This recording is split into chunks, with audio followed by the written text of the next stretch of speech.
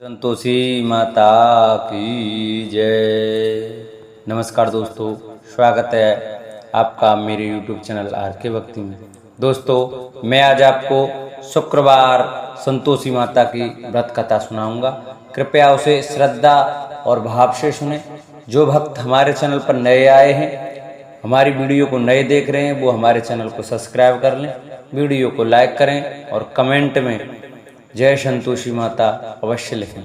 तो आइए हम अपनी कथा को प्रारंभ करते हैं। शुक्रवार के दिन मां संतोषी माता का व्रत पूजन किया जाता है। इस पूजा के दौरान माता की आरती, पूजन तथा अंत में माता की कथा सुनी जाती है। शुक्रवार के दिन यह कथा सुनी जाती है। एक बुढ़िया थी, उसके 7 बेटे थे। 6 कमाने वाले थे जबकि एक निकम्मा था। बुढ़िया 6 बेटों की रसोई बनाती, भोजन कराती और उनसे जो झूठन बचती वह 7वें को देती। एक दिन 7वां लड़का बोला, देखो मेरी माँ मुझे कितना प्रेम करती है। तो उसकी पत्नी बोली, क्यों नहीं, सबका झूठा जो तुमको खिलाती है। वह बोला, ऐसा नहीं हो सकता, मैं जब तक आंखों से ना देख लूं मान नहीं सकता। बहू अश्कर बोली, देख लोगे तब तुम मानोगे। कुछ दिन बाद त्योहार आया। घर में 7 प्रकार के भोजन और चूरमे के लड्डू बने।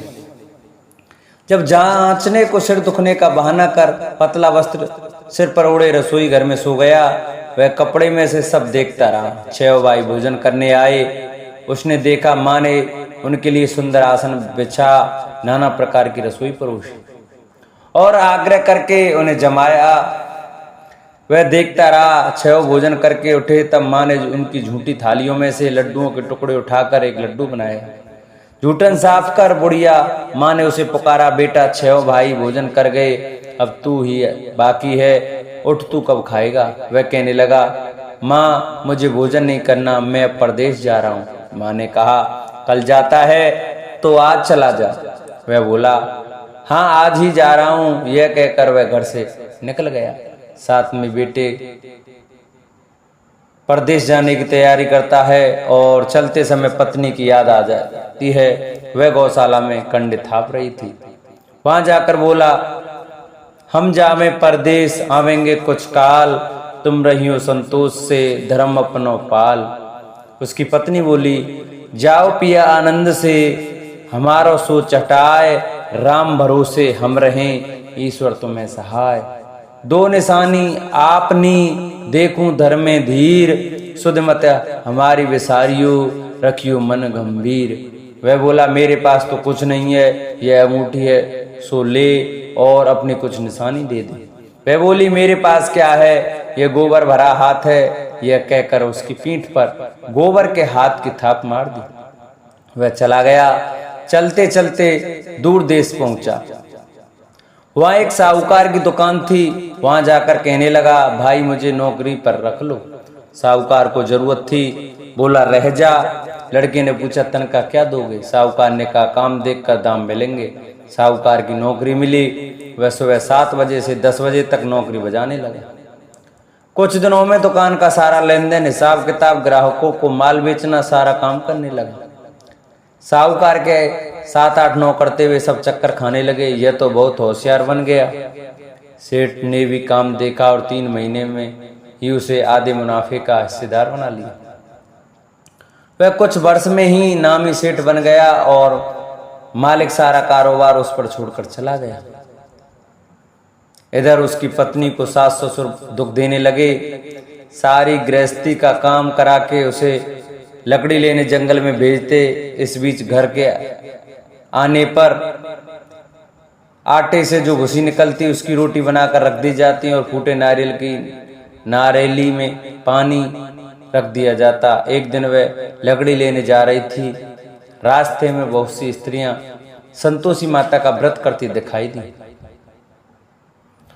वहां वह खड़ी होकर कथा सुनने लगी और पूछा, बहनों तुम किस देवता का व्रत करती हो और उसके करने से क्या फल मिलता है। यदि तुम इस व्रत का विधान मुझे समझाकर कहोगी तो मैं तुम्हारा बड़ा एहसान मानूंगी। तब उनमें से एक स्त्री बोली, सुनो, यह संतोषी माता का व्रत है। इसके करने से निर्धन दरिद्रता का नाश होता है और जो कुछ मन में कामना हो सब संतोषी माता की कृपा से पूरी होती है।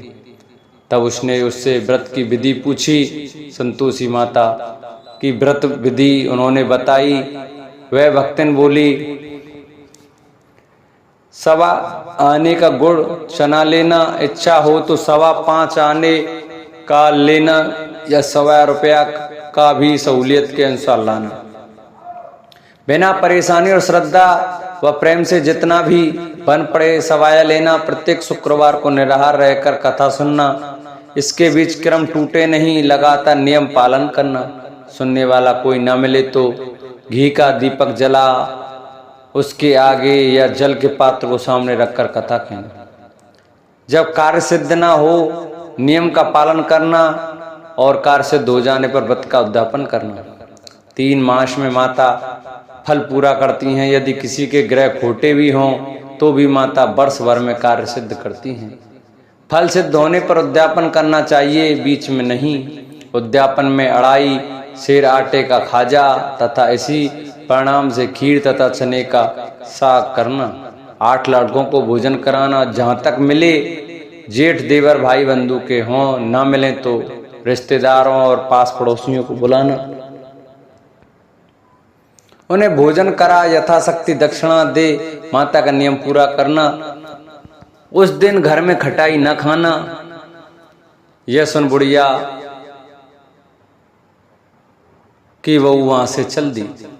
व्रत का प्रण करना और माता संतोषी का दर्शन देना। रास्ते में लकड़ी के बोझ को बेच दिया और उसने पैसों से गुड़ चना ले माता के व्रत की तैयारी कर आगे चली और सामने मंदिर देखकर पूछने लगी, यह किसका मंदिर है?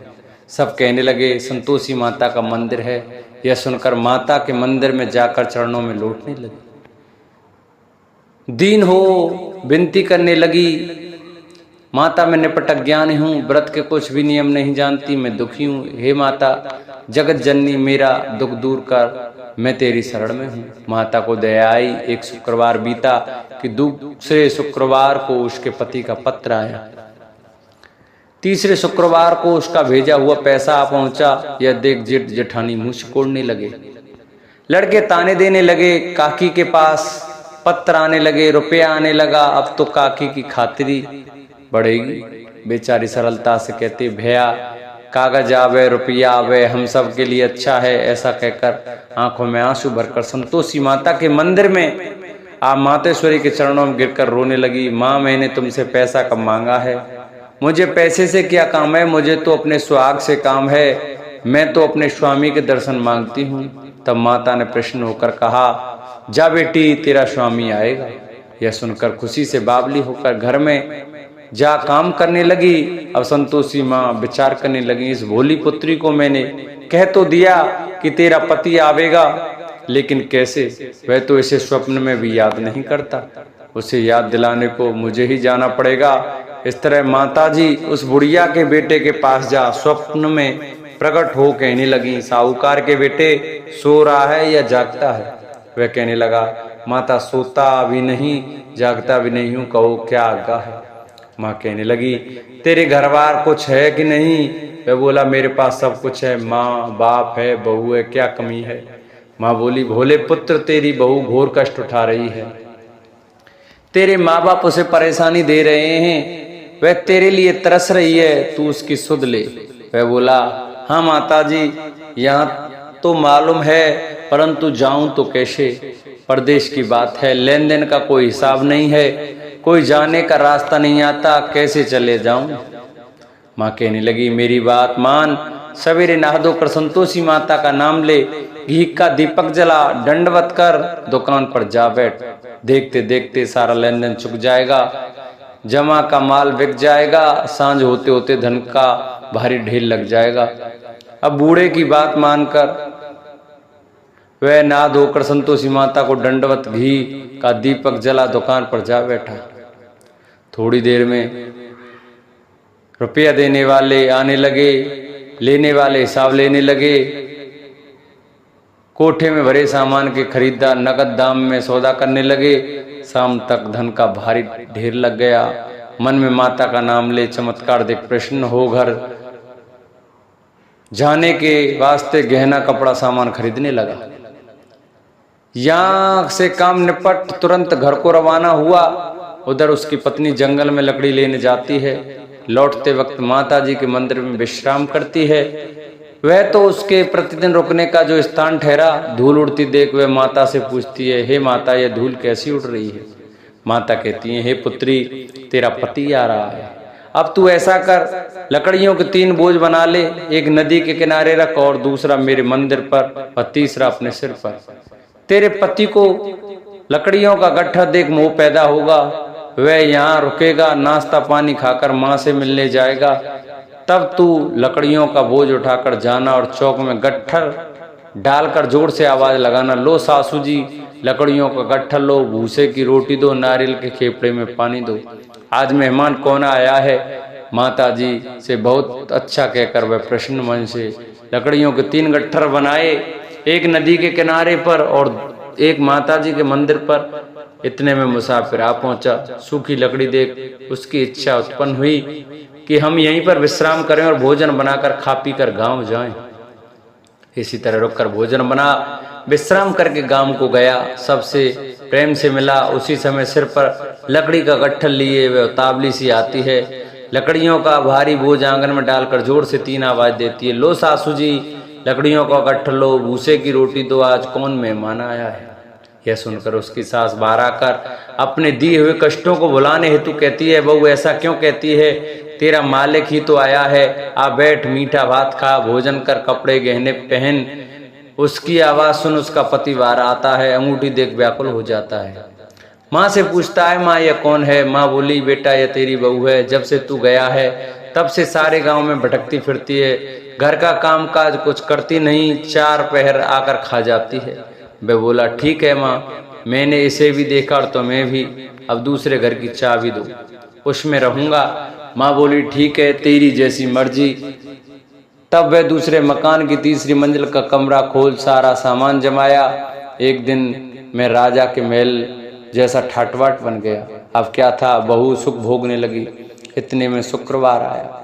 शुक्रवार व्रत के उद्यापन में कि वह कहने लगी तो को उसके पति ने कहा, मुझे संतोषी माता के व्रत का उद्यापन करना है। पति बोला, खुशी से कर लो। वह उद्यापन की तैयारी करने लगी। जेठानी के लड़कों को भोजन के लिए कहने गई। उन्होंने मंजूर किया, परंतु पीछे से जेठानी ने अपने बच्चों को सिखाया, देखो भोजन के समय खटाई मांगना, जिससे उसका उद्यापन पूरा ना हो। लड़के जिमने आए, खीर खाना पेट भर खाया, परंतु बाद में खाते ही कहने लगे, हमें खटाई दो, खीर खाना हमको नहीं भाता। देखकर अरुचि होती है। वह कहने लगी, भाई खटाई किसी को नहीं दी जाएगी, यह तो संतोषी माता का प्रसाद है। लड़के उठ खड़े हुए, बोले, पैसा लाओ। भोली बहू कुछ जानती नहीं थी, उन्हें पैसे दे दिए। लड़के उसी समय हट करके इमली खटाई ले खाने लगे। यह देखकर बहू पर माताजी ने कोप किया।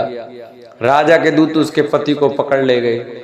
जेठ जेठानी मन माने वचन कहने लगे, लूट लूट कर धन इकट्ठा कर लाया है, अब सब मालूम पड़ जाएगा जब जेल की मार खाएगा। बहू से यह सहन नहीं हुआ और रोती हुई माता जी के मंदिर गई। कहने लगी, हे माता, तुमने क्या किया? हंसाकर अब भक्तों को रुलाने लगी। माता बोली, बेटी तूने उद्यापन करके मेरा व्रत भंग किया है। वह कहने लगी, माता मैंने कुछ अपराध किया है, मैंने तो भूल से लड़कों को पैसे दे दिए, मुझे क्षमा करो, मैं फिर तुम्हारा उद्यापन करूंगी। माँ बोली, अब भूल मत करना। वह कहती है, अब भूल नहीं होगी, अब बतलाओ वे कैसे आवेंगे। माँ बोली, जा पुत्री, तेरा पति तुझे रास्ते में आता मिलेगा। वह निकली, राह में पति आता मिला। वह पूछी, कहाँ गए थे? वह कहने लगे, इतना धन जो कमाया उसका टैक्स राजा ने मांगा था, वह भरने गया था। वह प्रसन्न हो बोली, भला हुआ, अब घर को चलो। कुछ दिन बाद फिर शुक्रवार आया, फिर व्रत का उद्यापन किया। वह बोली, मुझे फिर माता को उद्यापन करना है। पति ने कहा, करो बहू। फिर जेठ जेठानी के लड़कों को भोजन के कहने गई। जेठानी ने एक तो बातें सुनाई और लड़कों को सिखाने लगी, तुम सब लोग पहले की तरह खटाई मांगना। लड़के भोजन से पहले कहने लगे, हमें खीर खानी नहीं, हमारा जी बिगड़ता है, कुछ खटाई खाने को दो। वह बोली, खटाई किसी को नहीं मिलेगी, आना है तो आओ। वह ब्राह्मण के लड़के लाकर भोजन कराने लगी। यथाशक्ति दक्षिणा दी। एक एक फल उन्हें दिया। संतोषी माता प्रसन्न हुई। माता की कृपा से 90 मास में उसके चंद्रमा के समान सुंदर पुत्र प्राप्त हुआ। पुत्र को पाकर प्रतिदिन माता जी के मंदिर को जाने लगी। माँ ने सोचा, ये रोज आती है, आज क्यों ना इसके घर चलूं। यह विचार कर माता ने भयानक रूप बनाया। गुड़ चने से सना हुआ मुख, ऊपर सूंड के समान होठ, उस पर मक्खियां भिन भिना रही थीं। दहली पर पैर रखते हुए उसकी सास चिल्लाई, देखो रे, कोई चुड़ैल डाकिन चली आ रही है, लड़को इसे भगाओ, नहीं तो किसी को खा जाएगी। लड़के भागने लगे, चिल्लाकर खिड़की बंद करने लगे। बहू रोशनदान से देख रही थी, प्रसन्नता से पगली बन चिल्लाने लगी, आज मेरी माता जी मेरे घर आई हैं। वह बच्चे को दूध पीने से हटाती है, इतने में सास का क्रोध फट पड़ा। वह बोली, क्या उतावली हुई है, बच्चे को पटक दिया। इतने में माँ के प्रताप से लड़के ही लड़के नजर आने लगे।